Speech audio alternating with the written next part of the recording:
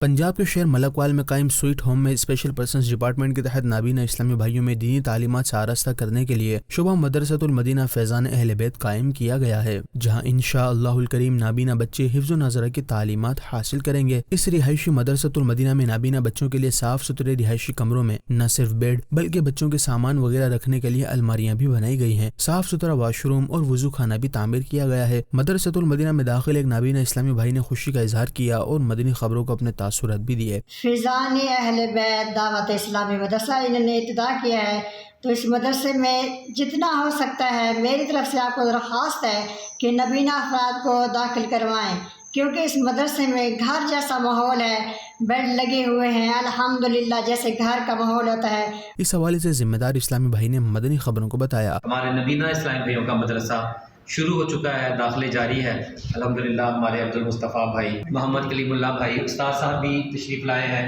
اور یہ بیٹا بھی تشریف لایا ہے۔ تو اس طرح مزید آپ کے علاقے میں بھی ایسے جو اسپیشل پرسن ہے نابینا اسلامی بھائی ہیں، آپ سے گزارش ہے، رہائشی ادارہ ہے، خوبصورت بلڈنگ ہے اور بہترین انتظامات ہے، کھانے پینے کے بہترین انتظامات ہے، آرام کرنے کے بہترین انتظامات ہے، نماز کا پورا سلسلہ ہے، پھر ان کی تعلیم اور تربیت کا ایک بہت بہترین انتظام ہے۔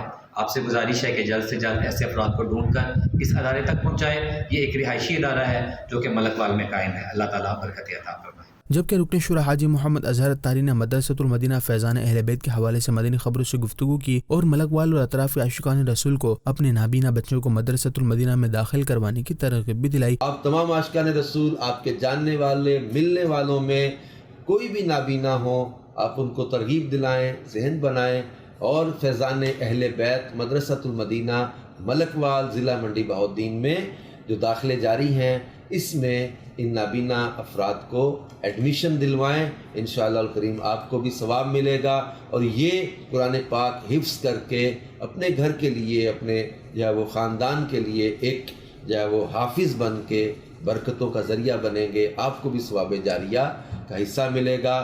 نابینا اسلامی بھائیوں کے تعمیر کیے گئے مدرسۃ المدینہ میں دینی تعلیمات کے ساتھ ساتھ دیگر کورسز کا انعقاد بھی کیا جائے گا۔